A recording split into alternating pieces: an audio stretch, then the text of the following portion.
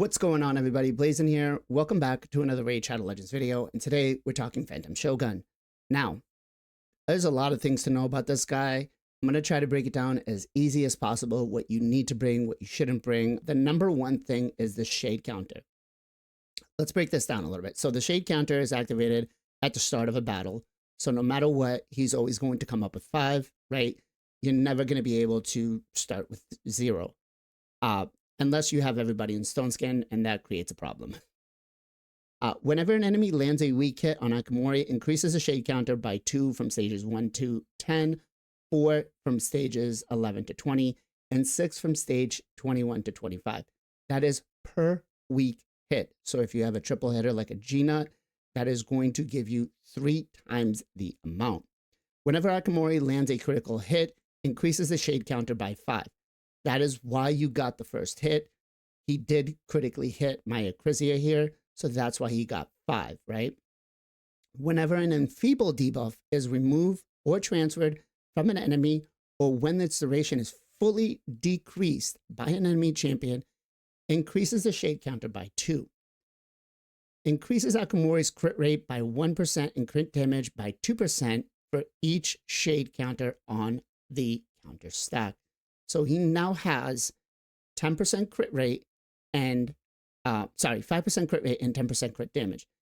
Once this counter gets up high enough, it is going to obliviate us, right? When the shade counter reaches 20, Akumori will not be receiving damage from poisons. When the shade counter reaches 30, he will also not receive any damage from HP burns and smite debuffs. Whenever the shade counter reaches 40, he will not receive damage from skills and masteries that scale on Akumori's enemy max HP. And if the shade counter reaches 50, all of Akumori's attacks will ignore 100% of the target's defense.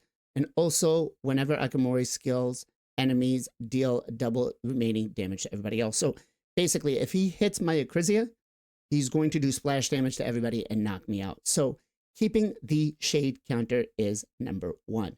So making sure that we have as least amount as weak hits as possible is crucial. So how do we decrease the shade counter? Well, blessings, right? Based on the amount of blessings you have on a particular champion, there will be either very minimal or no shade stacks provided, right? So whenever an awakened champion uses a skill on Akumori against the shade counter is decreased according to the awakening level on the champion that uses it. So level 6 awakening, the first hit inflicted removes 6 stacks. The second hit inflicted removes 3 stacks. The third hit inflicted removes 1 stack. So you can remove up to a total of 10 stacks. Any subsequent hits inflicted by the skill will remove 0 stacks. At 5, it gives you 5, 2, and 1. At 4, it gives you 4, 2, and 1. Basically, if you have whatever you have at 3, then it gives you the next one down up until stage 3 here, where it actually gives you 3 and then 1, and then 2 gives you 2 and 1, right? So the thing here is, again, minimizing weak hits, bringing in high champions that have blessings are going to be quite crucial here. Now, that said, it's not the only thing that you need to count for. You need to start the round with a target for your crit damage. Usually on most speed tunes, you're going to have a champion that has way higher crit damage than everybody else. That way the boss goes after him first, right? Mostly you want to use a positive affinity champion. So you want to use a force or something like that. No matter what, he's going to attack the highest crit damage champion. As you can see here, the enemy with the highest crit damage will be prioritized, attacking enemies under Stone Skin buff. Before attacking, places a block passive skills and debuff on all enemies for 3 turns. This cannot be resisted. Now, the thing to note here also is after attacking, places an enfeeble debuff on the target enemy for 3 turns. This debuff cannot be removed, resisted, or weak hit or blocked. So it is a protected buff. And what's going to happen here is that whoever this is going to weak hit, unless their skill kit says you cannot weak hit. So for this particular composition that I have here, we'll play it out just to show you. We put the decreased defense down in the weekend.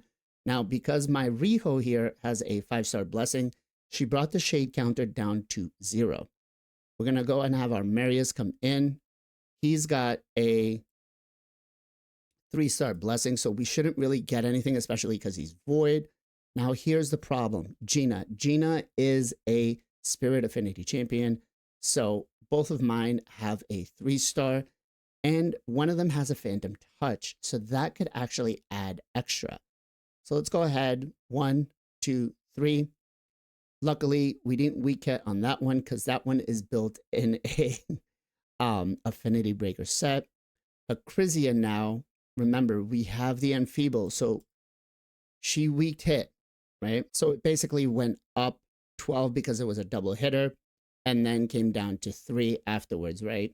Because it was a double hitter, we only decreased 9. So each hit she landed gave us 3 or 6, but then we only decreased it by 9 because of her blessing. So her blessing came in. Now, if she didn't have a high enough blessing, this shade counter would be up to 12. And then now we got our last G-Nut in. As you can see here, it went up and now it's down. So again, early on, the shade counter, basically try not to bring weak affinity champions in. It is going to hurt you. Try to bring in neutral or positive affinity or champions that say that they cannot land weak hits. All right, so I ended up taking one of my G-Nuts out here because, again, I can go before the boss takes a second turn, so it makes it a little bit easier, but you may not, right? You may be able to follow the next speed tune that we're going to do, and this plays a key part. So let's go ahead. Let's put our decreased defense and weaken out. Let's go and get our buffs up. Nuke the boss. Come in with our G-Nut here. That's built in an Affinity Breaker. There we go. Okay, so now Akumori has placed a decreased defense on all of us and an Enfeeble. So if we hit him with this, it is a weak hit. It is going to bring this counter up, and that's a problem. We do not want that. So bringing in a cleanser is going to be very, very crucial. Now, we did go up higher on our stacks of the shade counter because we cleansed it, right? So remember, it was 2 per. So whenever an Enfeeble debuff is removed, it gives him 2 to his shade counter. So that definitely will hurt. But again, we combat this by making sure that we don't land the weak hits, or we bring high affinity champions. There we go. Our G-Nut came right in. Acrizia now is going to go back in and go ahead and nuke them, or at least we hope. Having her weak hit does definitely hurt. But that's also one of the things. So don't open up with, you cannot block debuffs this, right? You're not going to be able to resist taking that. So you're better off cleansing it, bringing in a Mithrala, opening up with her poisons, and then cleansing off when he takes a second turn. Another thing to note here is that his damage is capped on enemy max HP hits. So if you're not going to bring multiple enemy max HP hitters like I did, you basically want to make sure that you're nuking the boss as hard as possible. It is possible to one-shot the boss. It has been done. I will show you some of the teams here. These are all teams that are one-shotting them, right? Kind of crazy, but you'll see here, 6-star blessing, 6-star blessing, 6-star blessing.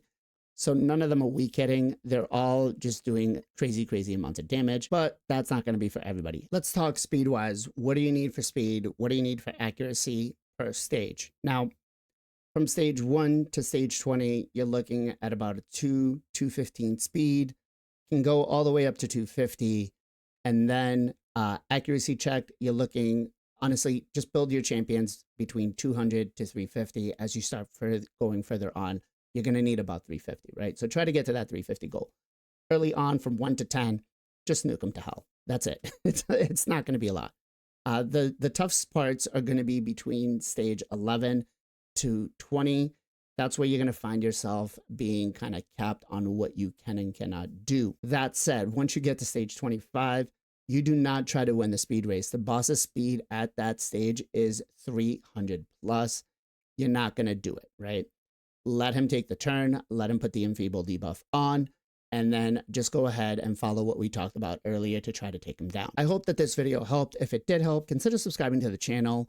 liking the video, and if you have some time, join us every Sunday, 2 p.m. EST for the Knights of Teleria podcast, where we dive into the world of Raid Shadow Legends, discussing everything from free-to-play strategies to pay-to-win insight, and covering the journey from early to mid-game. Whether you're a newbie or a seasoned player, we have something for everyone. Don't miss out on the Knights of Teleria podcast, the only podcast for Raid Shadow Legends. As always, much love, much appreciation. Be safe, be well, be good to each other, and I'll catch you guys next time.